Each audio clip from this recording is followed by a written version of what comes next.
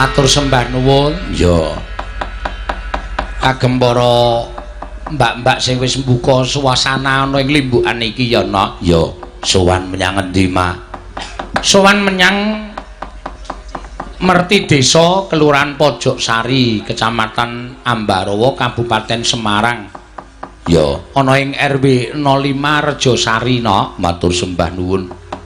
Dene padha kepareng nimbali karo awake dhewe. Ya, janjane ya wis ancang-ancang taun dek kepungkur ning awake dhewe ora duwe wektu. Ya, kejaba saka kuwi ya isih ana kekurangan. Ya, ngono ya, Mak. Matur sembah nuwun. Iki wis sisa sowan ana ing papan kene. Ya, awak dhewe ora ana atur iki wajib diaturake ngersaning dat kang werweng dat. Muga-muga Merti Desa ning RW 5 Pojok Sari Ambarawa iki ya bisa tinama dening ngersaning dat kang werweng dat apa ingin dicangka dening para masyarakat bisa kaleksanan sing digayuh bisa dilurusake dening panguwasaning Hyang Maha Tunggal ya na. Amin. Pinanggih ayem tentrem rukun majinamatan daya dinayan tunggal cipta rasa karsa lan karyane tetunggalan manunggal bangun Desa Pojok Sari Ambarawa kene no. Ya matur sembah nuwun tanpa pepindhan para bapak-bapak panitia percaya karo awake dhewe. Ya sak kamat-kamat kok dilalah iki mau miturut kabar sing tak tampa ya utawa sing wis kelakon nalika rawuh keneng sudunge awake dhewe nyuwun lakon Semar Bangun Kahyangan ning gandeng eneng Mbregas wingi wis dilakokake terus iki ganti lakon no. Ganti lakon sing urung ana seminggu tak gawe iki wis akeh sing padha nyuwun Bagong Bangun Desa. Jane ya ora ana kuwi jane. Iya. Mergo tak gawe dadi ana. Ya syukur mak. Ya mula lakon-lakon ki tak cateti kok ana. Ya. Karya-karyaku ki tak catet Bagong gugat, Bagong takon bapa. Ya, Semar Bangun SPBU. Ya. Ana kuwi pokoke engko terus kesokan bensin terus kobong terus bubar. Heeh. Ya ora apa-apa ya mak iya. Pokoke anggere ana sing nyuwun awak dhewe nyaguhi. Lah kuwi dadi pamecut tumraping awake dhewe kudu iso gawe, kudu iso yasa. Monggo pendak-pendak nek gawe aku ya wis nang ngisor brencong ngene iki tak jejerke. Dek emben nek ora kleru urung ana 2 minggu aku gawe Bagong Bangun Desa ya ora tak pikir saka ngisor munggah terus tak jejerke nggone Bagong terus rancak tekan Padang. Ya dilalah kok akeh sing seneng, akeh sing tresna, terus akeh sing nyuwun. Ya wis syukur dienggo kasanah lakon tumraping pewayangan ya nak. Ya gandeng kene akeh para pepundhing dalang kula nyuwun pangapura nek lakon iki sajake ora ketemu nalar utawa kurang pas. Mengko suwe-suwe bakal saya kepenak. Ya. Matur sembah nuwun tanpa pepindhan ya mak. Iya. Ki akeh sing padha rawuh. Iya, dasare pinggir dalan gedhe. Ya. Ya iki sing jenenge wayang kolaborasi rutrek gandengan ki ya iki. Iya, mergane engko dilongkas ana ya, iki wis mesa. Kadangkala ana sing mangan dalan, panggunge mangan dalan separo, mongko dalane dalan provinsi ora iso ditutup. Ya, wah ramene ora jamak. Nanti kadangkala sok nyemelangi. Ya, matur sembah nuwun.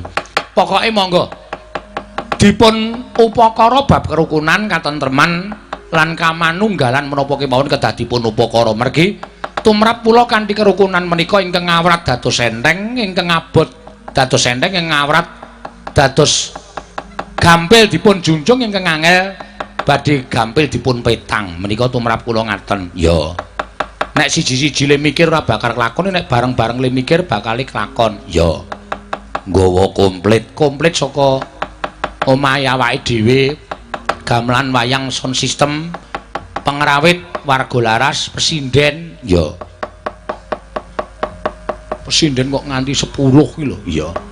Ya ora apa-apa ngaturke karo para lenggah. Dasare kene papan lenggahe ya biyen tau ana tepungane bapakku sing akrab ya kuwi Pak Japar. Oh iya. Lenggahe nang kene. Anake sing nang Jakarta ya dadi kancaku SMKI. Oh Mas Dwi. Oh iya. Dwi Nduwer. Heeh. Kok Dwi Nduwer. pertumbuhan gigi terlalu panjang no. Iya. Ya ora apa-apa ya Maki. Saiki nek aku pas ning Jakarta mesti methuke, mesti ngetutke mula bengi iki ra iso cuti ming limau WA karo aku. Selamat bertugas tak pantau saka Jakarta lumantar streaming. Ya ora apa-apa ya Maki ya. Ngaturake panuwun karo Bapak Bupati Semarang, Bakal Wakil Bupati lan sedaya kemawon saking pemerintahan ingkang sampun kepangrawuh. Ya mugi-mugi sageta dados lejar penggalihipun no. Ya pancen ya ngono. Karo diwaca nawala sing pirang-pirang ya saka sapa iki malah maringi sandangan bathik ya matur sembah nuwun. Ya iya ana sing maringi mau tulung Bro. Kene ora tak aturke engko ndak gelo sing peparing karo awake dhewe ya mergane iki saka penggemar sing duwe cacat ya wilujeng dalu bukan kula kaparingan asma Jati saking galeri seni Jati Art salah setunggal fanipun Bucangik wonten medal menika kula ngaturaken lukisan saking kula ugi rencang-rencang paguyuban penyandang disabilitas penyandang cacat ingkang dipun asuh kalian Bapak Insinyur Ari Prabono Bapak Kecuk mugi katampi lukisan menika matur sembah nuwun nuwun gending karahinan. Oh iya saka galeri seni lukis bakar lemah ireng Bawen. Oh iya matur sembah nuwun tanpa pepindhan. Iki nok. Lah wah luar biasa ya. Apik ya Mak. Kok kaya uduraiku ya. Raimu ngono kok. Kaya ya ning pas kok no. Iya, ya mung untune. Heeh. Ya ora apa-apa arang lukisan ki ora bakal iso padha. Tak pajang no. Matur nuwun kagem para kencang-kencang paguyuban penyandang disabilitas penyandang cacat ingkang sampun paring kenang-kenangan dhateng kula kados mekaten menika. Sembah nuwun. Ya. Matur suwun ugi ingkang po sami rawuh no. Iki akeh banget sing saka Njaban Rangkah. Ya. Saka Muntilan, ya saka Magelang padha rawuh mrene, saka Temanggung, saka Gogek, Kopeng kono ya do rawuh mrene. Ya matur sembah nuwun. Merga tresnane karo awake dhewe. Wingi ya bar sowan mrono saiki padha diluruk tekan kene no. Ya. Matur suwun ya Mak ya. Menika ugi saking Bapak Yohanes Wiratmoko. Waduh, The Seven Stone, Batu Alam, Padangsari, Banyumanik, Semarang. Nyuwun tembang Gerajakan Banyuwangi ingkang negara Mbak Ayu menapa inggih Mbak Ayu katur rencang-rencang PBKS Semarang Raya matur sembah nuwun. Iki mau nyuwun karahinan. Oh iya. Diaturake ya Mak iya. Karo iki uga ana sing nyuwun lumantar nawala uga ya. Sugeng dalu nyuwun tembang Lamis, aja Lamis pom Lamis. Sing nembang sinden paling gregetke nika Mbak Elisa. Oh iya. Saking fan berat Bucangik nanging super berat kagem Elisa. Wah ya Pak Joko RS Paru Solo 3 jimat sekedhik kagem Mbak Elisa jenengan boten sah. Oh nggih. Nyanya. Ya aja ngono kok ya. Lho aku nyatane tak uncalke iki men padha prisa kok no. Ya. Aku wis diparingi panitia akeh kok. Iya. Matur sembah nuwun tanpa upama. Terus iki ya ana sing lumantar apa jenenge iki WA no? Ya. Sapa sing lumantar WA? Sekose tak deloke ora sak susu ngono. Alon-alon ya. Ana sing nyuwun langgam rengu. Oh iya. Saking Hongkong. Oh iya. Sing nyekar Mbak Agnes utawi Mbak Tiwi. Oh iya. Menika sampun dipun transfer ya. Saking Hongkong senilai piro iki? 3 juta. Aja engko tuna sing nampa transferan. 300.000 ya. Eneng rekeninge Mas Indra Andi Sanjaya sing ngasta utawa sing ngurusi bab streaming. Oh iya. Matur suwun. 300 apa 3 juta? 300 iya matur suwun Mak. Ayo alon-alon diaturake ya ngaturi sapa sik ya gandeng sing disuwun bintange Mbak Elisa ya Mbak Elisa jumeneng sik ya monggo Mbak Elisa Orkarus Alaso ya Ndang. Matur suwun iki kepareng rawuh. Iya biasane sok ana alasan werna-werna ning iki gelem rawuh. Iya. Alasan apa to, Pak? Ha wingi nek sadurunge mau bengi kae ya jane dikersake sing di omah kuwi ya pas izin. Aku ya terpaksa supaya ora kokean omongan. Elisa pun ndi, Pak? Elisa ndilalah kok drop. Aku ngono. Kaya dimugake lara lho, Pak. Lah terus piye lek alasan? Kan boten. Nek aku alasan kowe piye liyane mesti dadi duka. Iya. Boten piye, Pak. Lah ngopo? Lah Pak Seno kan le munggal sinden ken berkembang. Ngaten to. Lah kula nggih mengembangkan diri ya apa lah apa ngono dadi artis bintang apa ngono dijajal ngono lho. Dadi artis bintang apa? Iklan. Wah. Obat tumo. Wingi wis tak omongke. Sampo to? Obat tumo. Sampo. Iya, ya wis. Obat mumet. Nek ndase mumet kae nganggo obat kuwi ngono kuwi ceritane. Ya wi mergo dhewe kok, Pak. Mergo ndas-ndasan kuwi terus aku dari kon iklan ndas-ndasan. Aja sok muni ndas-ndasan to. Ndas ki basa kasar. Nggih, mboten pareng, tapi mergo niku. Terus pada ngerti nek basa kramane ki mustaka ngerti. Saya suwe aja saya kasar ning engko ndak dikira kae ro Pak Sino ora dituturi basa. Saya alus. Terus kowe bali basa krama sing alus terus ra payu. Ha iya. Mergane wis rating pentalit meneh omonganmu dadine malah ya mboten napa-napa, kula mboten payu nggih pun siap kula niku kompet napa-napa nggih mboten napa-napa. Ngono lho, dadine kan kathah sinden-sinden se napa berbakat niku nggih kathah. Dadosnya nggih saged nanti gantian generasi-generasi berikutnya seperti ini, Mbak Dila ini juga generasi selanjutnya sesuk kan iso meneh, Pak. Makane kowe ora selalu tak belajari to, Sa. Nggih. Ketika kembang itu mulai mekar itu akan indah tapi ada saatnya dia akan layu. Betul sekali.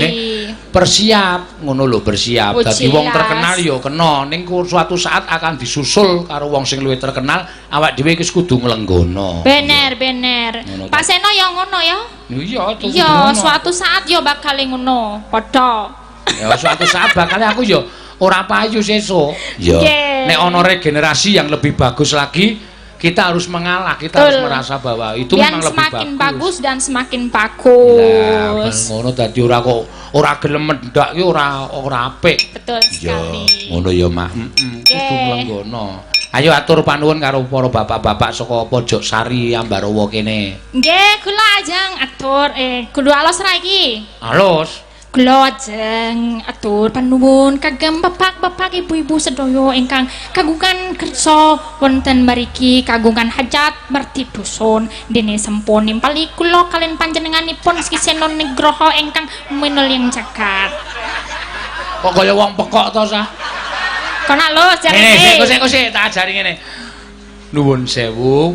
Pedhot se basa Jawa ki patah-patah aja kula mboten ingkang matur mboten selalali aku ngampet Pak ngampet engko ndak selalali kosakatane selalali ya kudune dapalke kaya alon-alon piye carane ya punten dalem sewu ngaturaken panuwun dene sampun kepareng nimbali kula upamane ngono lho iki men kula menika jenenge iki mugi-mugi merti desa wonten ing Pojok Sari Ambarawa mriki saged sempulur lan tinampi ngersanipun Gusti. Menapa dipun bejahaken ngono? Bejahaken napa?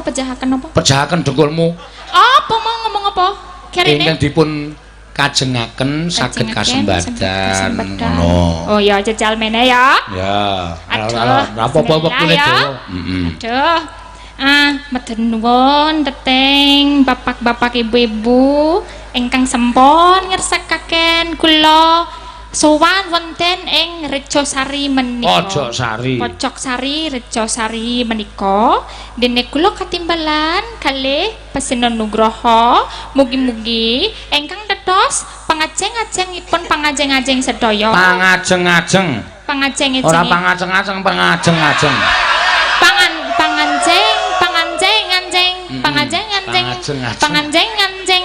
Anjing-anjingipun sedaya. Anjing-anjingipun sedaya saged kasembadanipun. Lan saged langgeng saged sempulur lawas-lawasipun. Salami-laminipun. Salami-laminipun. Luar biasa ya. Seneng aku nek kowe iso basa krama alus ngono ki aku seneng. Ora ngisin-isinke meneh pisan. Iya. Nggih. Ngono ya, heeh. Aku ngisin-isinke tenan biyen pertama kali ki melu nyinden aku ki disuguh anu daharan ngono ya. Langsung sedene di, "Mbak, wis dikon madang ayo." Waduh, aku ngono wis. Ya biasane sing anu ki seneng ta nek daharane entempangane ora didumok, ora dimadang, ora dipengan malah sedih. Ning nek dipangan langsung, "Bu niki kula telas nggih." Langsung aku ngono, dadi tak entekke sisan. Seneng sing duwe gawe. Seneng. Ning Ya. ya ora sok nggarapi lho sing di omah. Pripun? Ha dek wingi kae neng anu kae. Oh suwe kuwi sing wingi kuwi sing muni arep neng mburi. Sing suwe aku kelingan Legdo nyugundoke separo-separo kae terus tak unekke. "Pak, iki nang kene iki dong ngopi teh, silite ana silete yo." Metune ndoke kok separo-separo. Alah ngono nganti isin aku. Ya kan saiki wis ora ya. Saiki wis mulai temata. Nggih. Saiki mau didhawuhi karo bapak panitia. Nggih. Kowe ngaturke doorpress kae ning kono kae. Oh, enten doorpress. Oh, niki doorpress to? Iya. Oh, kasur.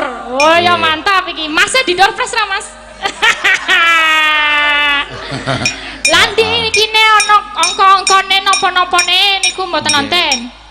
Gandeng mau jane sing disuwun nggon gara-gara aku ya lali nek lakon iki lakon terus bar limbukan terus lakon terus. Soale ponakane wis metu terus saka sore. Nggih. Mula apike doorpress ya ning limbukan iki. Oh, nggih. Niki panitiane pun nggih. Keturan saged apa minggah wonten ing niki panggung niki. Heeh. Di anu tok tembangke sithik. Oh, nggih. Karo bapak panitia men samapta. Nggih, niki bar tembang. tetembangan diteruske ya mak iya. Nggih. Karahinan apa jelamis wau? Anu sakaremu iki ana sing nyuwun aja lamis. Oh, nggih. Jelamis. Bawani. Ya, ning aku rapal bawani. Ora apa-apa nek kowe sing rapal ora apa-apa. Iya. Kaya wingi ana sing nyuwun lagu apa jenenge kae? Kembang apa kae? Kembang napa? Kae lho sing lagu gendingan kae lho. Heeh. Monggo ngekeki dit 500 ya tak balekke wong Elisa ra iso. Oh, nggih, jambu napa? Jambu alas. Anu gending kembang jambu modiar kowe aku. Pamularse. Heeh, ladrang pamularse dawah gending ladrang kembang jambu.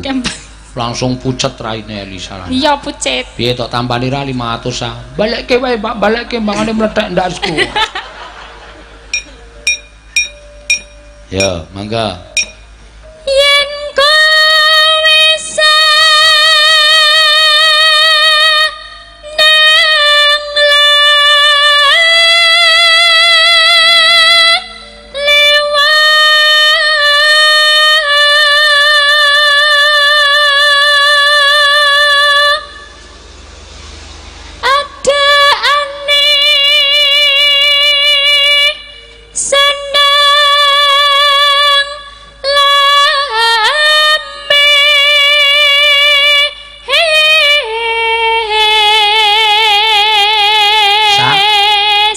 Ndek kewajiban berat kowe. Napa? Mengko kowe bar nembang aja lamis iki. Nggih.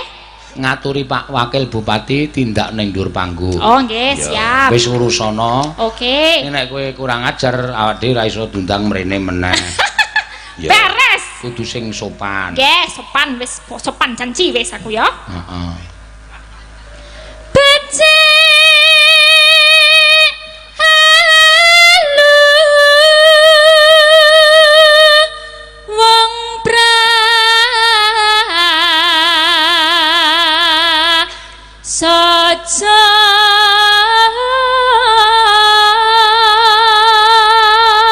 Regane Pak Wakil Bupati ya wis ngejob awake dhewe. Kapan? Tak bunderi saiki nganti bolong.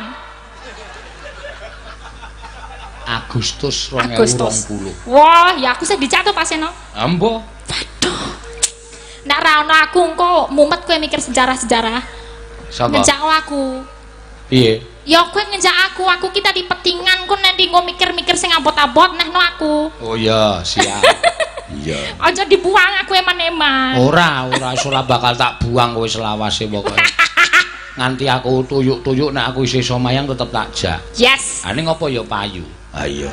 Wong wis Payu wis. tuyu kowe ya wis tuwek wis ora ayu. Iya. Kaya trewelu. Termelu ki apa ngerti kok? Trewelu, aku reti mbiyen aku iso numpak apa sepur trewelu. Kelinci. Oh, iya. Termelu. Nena. Mong walengku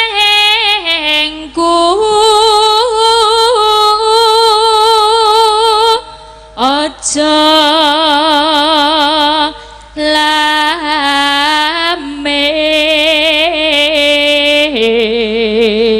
lames Neno. yen kowe seneng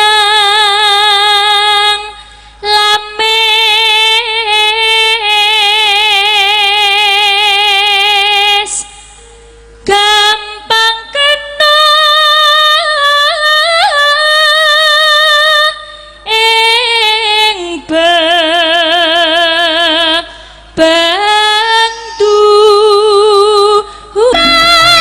janji wong manis yen to among lames becik aluwo Langge. prasaja ning mas ora gawe juwa tansah mugemi tresnaku iki jebul among lames kaya ngenteni Langge. Tukuning jemur ing mangsa ketika aku iki prasasat laranan jampi baca abang nangis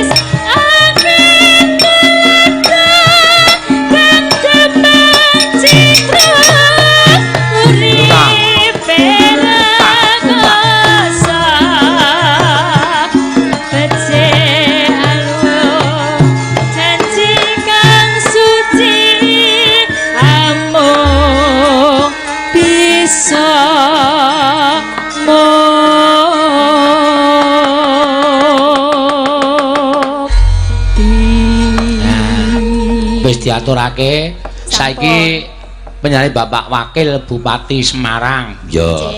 Ayo monggo katuran tindak ana ing dhuwur panggung Mbak Elisa monggo. Yo monggo Pak Wakil Bupati yo nggih. Turuk turuk turuk.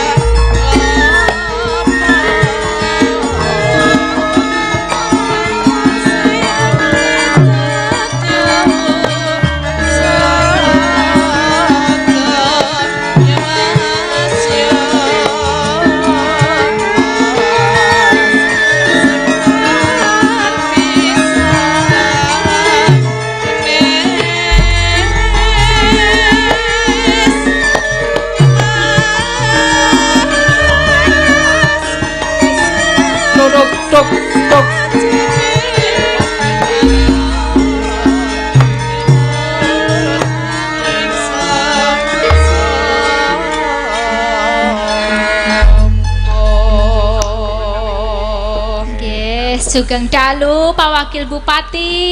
Sugeng dalu Mbak Elisa. Nggih. Ajang atur napa kagem niki warga mriki Pak niki acara mesti dusun. Nggih. Mbok menawi wonten pangandikan menapa? Nggih, sekedap mawon nggih Mbak Elisa nggih. Nah Mbak Elisa niki ampun pinarak kersanipun teng mriki nggih Pak nggih Bu nggih. Nggih. Dikerjani sekali-sekali teng mriki ngoten nggih. Bismillahirrahmanirrahim. Assalamualaikum warahmatullahi wabarakatuh. Waalaikumsalam. Sugeng dalu salam sejahtera katur sagunging para rawuh. Om Swastiastu, Namo Buddhaya. Wonten asalipun para pepundhen persepuh bini sepuh aji sepuh ingkang satu dat kinabekten. Wonten asalipun panjenenganipun Bapak Sekretaris Kecamatan, Bapak Lurah, Sumrambas Doyo, para lembaga kelurahan wonten ing Pojoksari tansah kula hormati.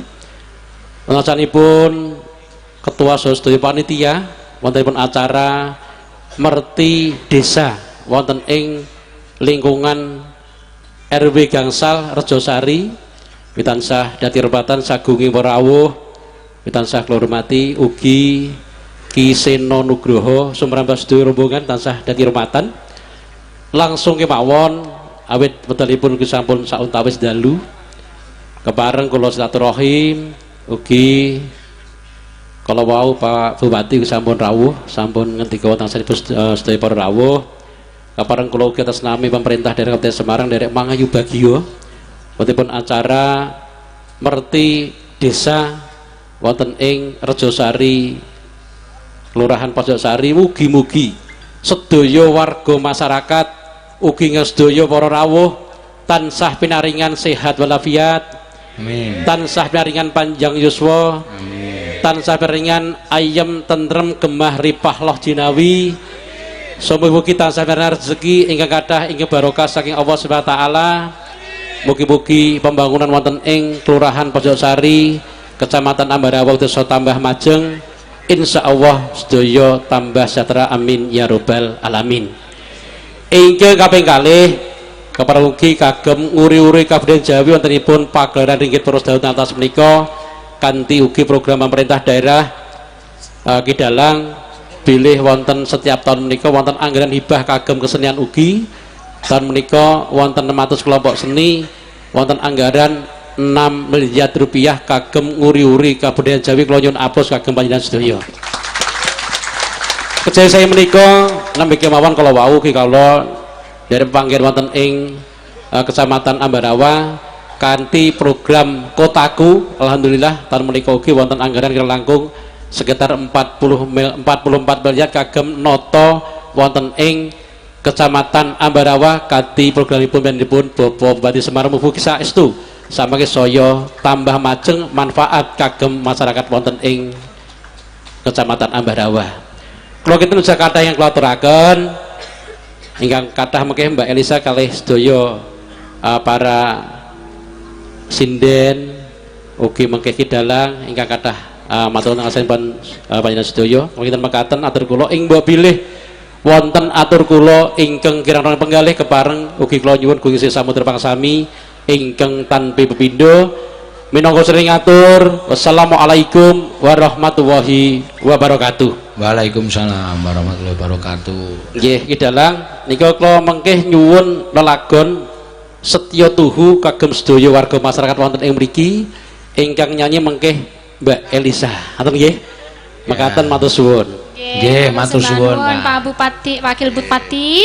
Ini mau langsung turun. Oh, langsung turun, Pak. Aku mau dialog dikit ya. Mau langsung turun, Pak, beneran. Sedikit ya, Pak.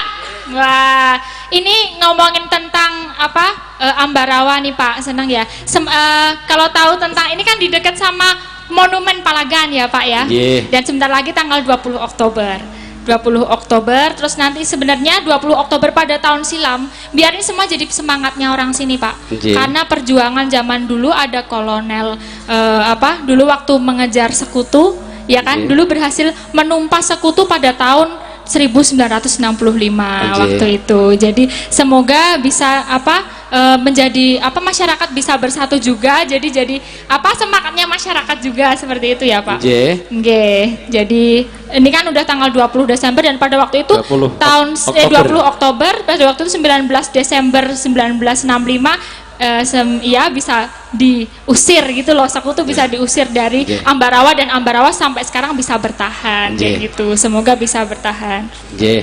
Jadi intinipun nggih kawula dalah sedaya menika tansah nyuwun sareng-sareng njagi raos kebersamaan. Betul nggih. Ugi njagi toleransi, njagi kerukunan kagem sareng-sareng bangun wonten ing Kabupaten Semarang. Nggih, amin. Nggih, Pak nggih. Nggih. Saha ingkang paling pungkasan kula ngaturi pirsa bilih kala wau Ki Dalang ki ngendika sakmangke wonten ing tanggal 21 Agustus 2022, Pak. Nggih. Nika pemerintah daerah ugi sampun nderek napa niku nyuwun pambiyantu Ki Dalang mengke ugi pentas wonten Kabupaten Semarang atas nami pemerintah daerah Kabupaten Semarang pun dipun napa niki ditaleni munan. Iki Dalang nggih. Udah tanggal di DP, 21 Pak, Agustus ya? 2020. Pasti. Oh, Mugi-mugi iya. saged saestu ngregaken ending swasana wonten ing Kabupaten Semarang. Mekaten Nggih, Mbak Elisa. terima kasih Pak Matur suwun, Wakil nggih. Bupati. Nggih. Nggih. Boten nembang kalih kula. Nggih. Matur sembah nuwun, Pak. Wis. Tak kira arep takon apa malah ngecepyek. Ngecep ya. Ayo, Yo kowe iki jane arep ngomongke kuwi. Nyeritake apa ki mau? Iki kan kuwi ning cedhak kene, Pak. Jadi itu rutenya tuh di sini. Wis, Kolonel Sudirman itu loh. Oh, iya. Nyeritain itu. Oh, perjuangan biyen. Iya, perjuangan dulu. Aku iki anggere wis entuk amplop kok terus ngecepyek wae. Yo semangat, Pak. Jelas lah. Kuwi wis Setya hukum. tuhu ning ora penak-enak kapenak. Ya, setya tuhu kudu tok aturake. Nggih. Wis tok tampa to amplope? Niki sampun. Ayo wis. Iya. Nggih, sakniki setya tuhu, Pak. Lah iya no Pak Wakil Bupati nenggo kok ya. Nggih. Kula Ya. piyambak napa kalih kancane? Es di amplope ditampa dhewe kok golek kanca. Diporo nggih saged to.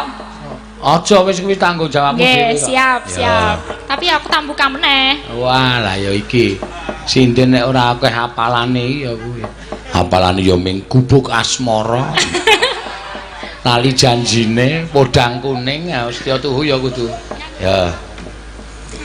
Pemintaku. Nah, ndak do disepelekke sa. Ya. Masita asih.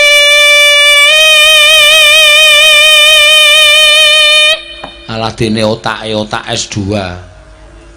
Atut Runtut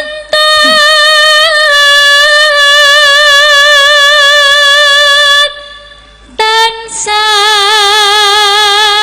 reruntungan ing sarina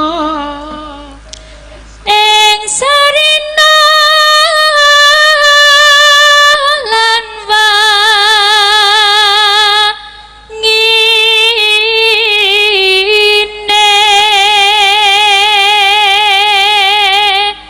datan kinggang datan kinggang sarang sarat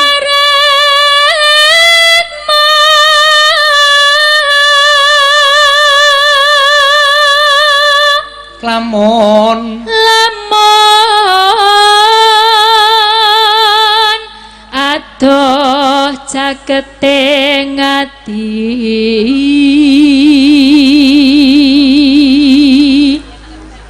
yen cedhak tansah mulat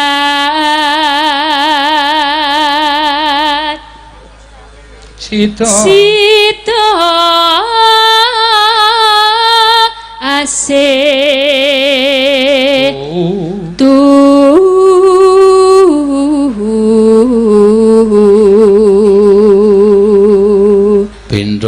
Pindha mimi lan mintuna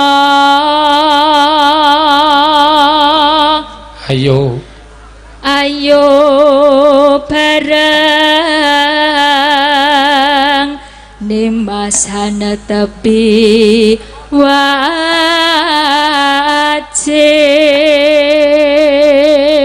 ya sida asih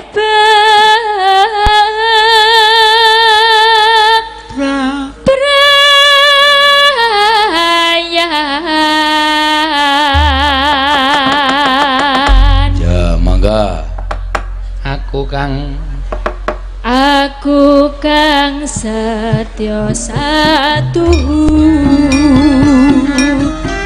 wit biyen nganti saiki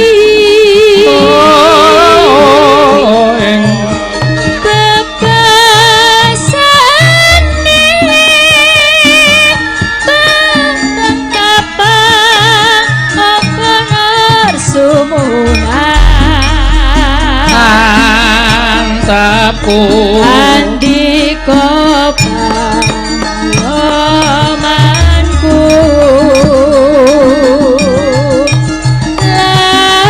lahir batin kuwus nyata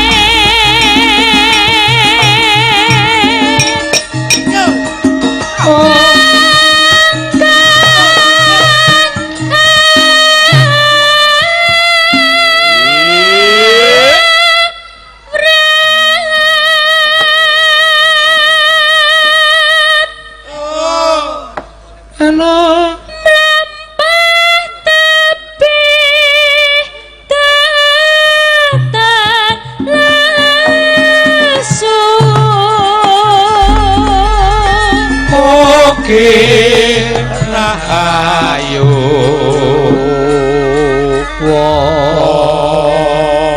mugi lesayu iya ngono mugi antuk berkahe widi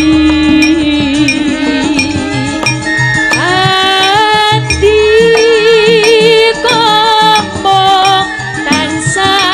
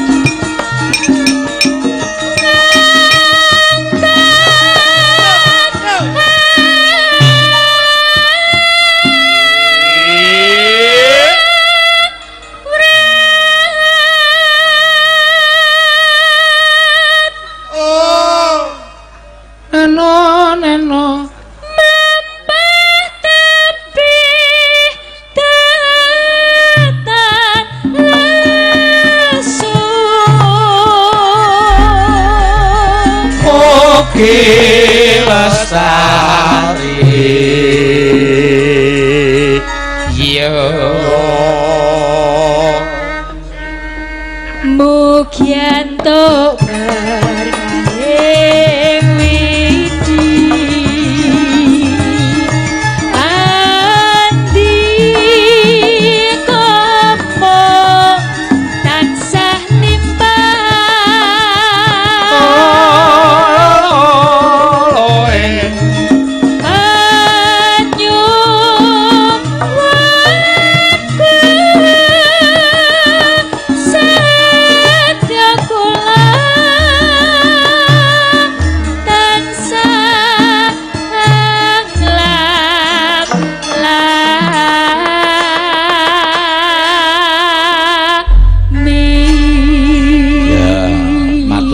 Mbak Elisa yo ngaturke pangapunten karo Pak Wakil Bupati yo nggih nyuwun pangapunten dereng hafal nggih Pak Bupati Wakil Bupati sakedhok-kedhokipun mengke kula ngapalke sakedhok-kedhokipun mengke kula sagadhok-gadhokipun sakedhok-kedhokipun gedhok-gedhoke sapa gedhok-gedhok sak gadhok-gadhokipun kok sak gedhok-gedhokipun sakadhok-kadhokipun mengke kula laden meleh nggih apa-apa ya arang sing jeneng seni yo kabeh banget kok ya sa lah nggih tembang kuwi nganti pira karyane Pak Narto Sabdo dhewe nek diitungi 800 karya lho kuwi 800 karya kurang lebih semono kuwi yo bukune we papat sabjilid wae yo mumet endas nemik sorry meneh mumet mustakane nek mikirke kabeh judule ra mungkin hafal Pak mustakane sapa kula nek awake dhewe iki aja dibasake lah jare sing apik mustaka sirah nek ngene dhewe oh nek ngene dhewe sirah oh ngene dhewe nggon aku karo nggonamu heeh nek nggonamu sirah nek nggon aku ndas ta oh iya mbane tok disiki lu wong tak disiki lan mustaka wis ya matur nuwun Mbak Elisa nggih pon iki ya kowe kembali sik mengko ngundi apa Doorpress di akhir limbukan ya nggih ya siap engko ndak ngentek-entekke wektu nek ora di akhir limbukan ya yo saiki gentenan Mbak sapa Agnes ki ana sing nyuwun langgam rengu ya diaturake yo Mbak Agnes sing nomor 2 saka awake dhewe iki ya PS4 oh PS4 ki Persatuan Sinden 150 cm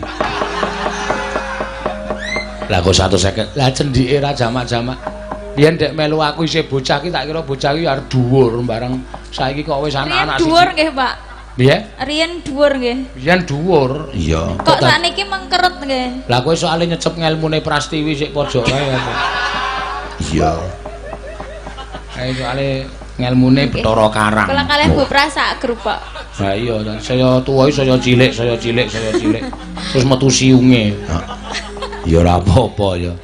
Langgam rengu Mbak Agnes panyuwunan saka streaminger saka Hong Kong. Ya. Nggih. Ngono ya, Mak. Ten Hong Kong siang napa malam nggih, Pak? Aku ora ngerti, kowe tilikana dhewe malam. Oh nggih. Oh nggih. Keletan pirang jam dari Hong Kong. Heeh. Hong Kong ki wis SMS karo aku. Nek ora aku sing maca ora ngerti doan. Untung aku ki iso menguasai 6 bahasa. Waduh. Kowe kuwi ora lho wacane. Pripun Pak wacane? Kowe ki rungokno nek ora percaya, nek kowe artine ra dong nek aku dong. Nggih. Tungkok siu to pangkon. Cung to mo cian to fosi to khosing ranggam rengu. Wah. Ota sapa ta mata siji mata. Kaya ngono tenan. Oh iki ming cangkemku kok. Rasa percaya ya ya diaturke dibawani sik ya nggih memanise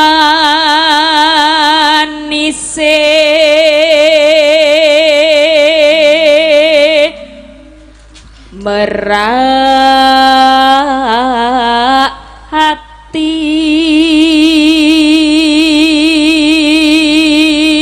suarane banter ya wong cendik lemu siji ngomong loro ngentut. Woi. Banter asli. Enggak, mboten kula. Neno. Bacaane mung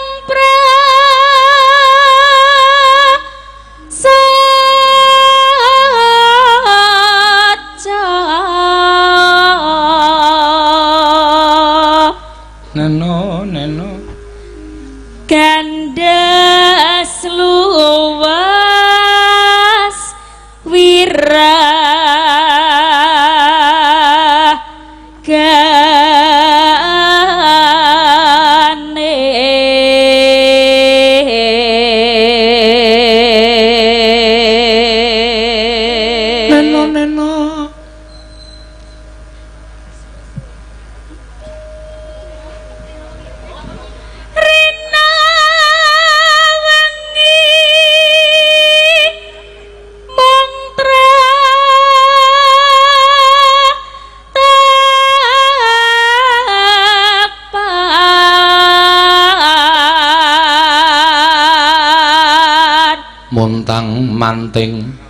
montang manting tanjena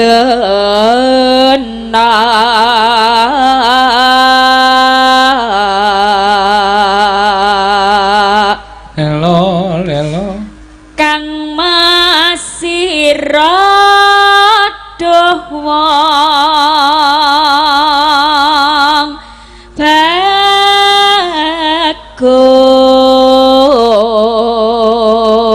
bagus Nino gampang temen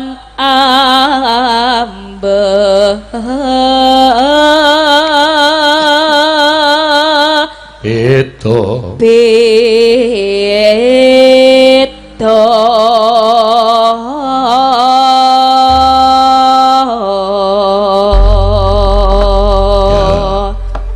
mangga telibokke dandut konjokan ya sanana sajake katon rengo enten apa niku dene sampun tangu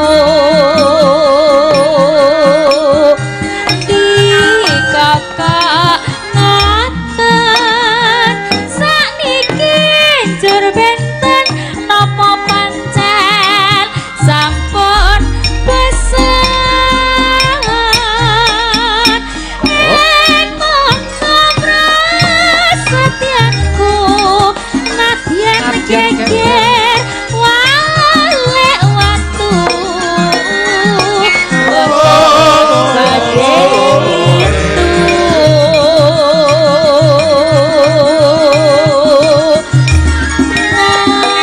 nanging kok nene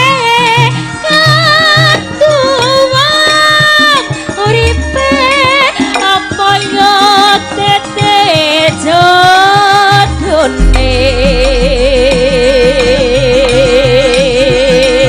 bebasan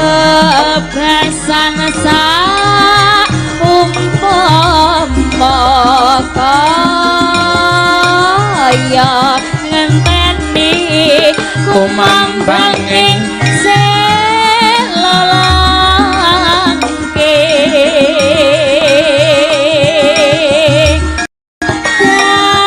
datine rantang-ranteng kayati jejuwe bebasan kontang kantri iya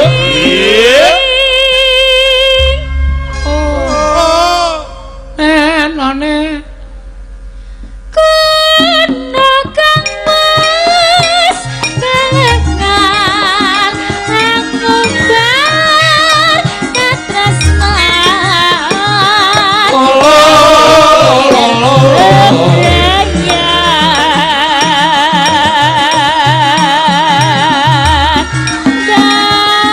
Galenjur aku was gajah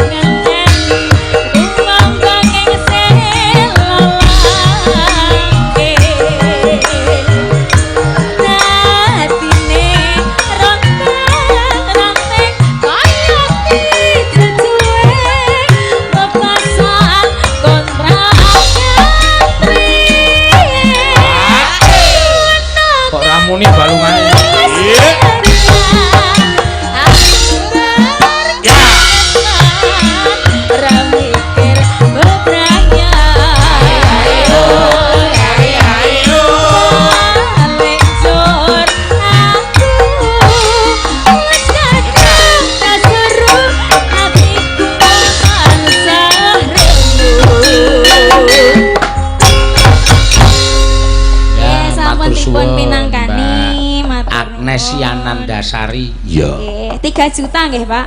300. Senengane kok ngundak-undake ora. 300.000. Heeh. Lumantar rekeninge Mas Indra Sanjaya. Yo. Ora apa-apa. Karang saiki ana WA iki nyilakake aku kok no. Iya. Kok nyilakake kowe. Ya biasane nyuwun lagu iki liwat dalange saiki lumantar WA. Terus wis iso transfer langsung ae ora mampir nggone awake dhewe. Iya. Guntingku nganggur iki. Ya wis ora apa-apa ya, Mak. Kabejane dhewe-dhewe rezekine dhewe-dhewe. Pancen ya ngono no. Iya. Iki sinden 10 iki ya bakal migunani kabeh. Wis pokoke engko sak uni-unine. Ya. Kabeh kudu muni no. Ya ora entuk nggon limbukan ya engko sesuk-esuk gebuki rak muni-muni. Ngawur wae ora. Njur apa-apa kok njur anarkis ora. Sembah nuwun, Mbak Agnes ki mau. Ya. Ki le nderek aku wis kelas 2 SD.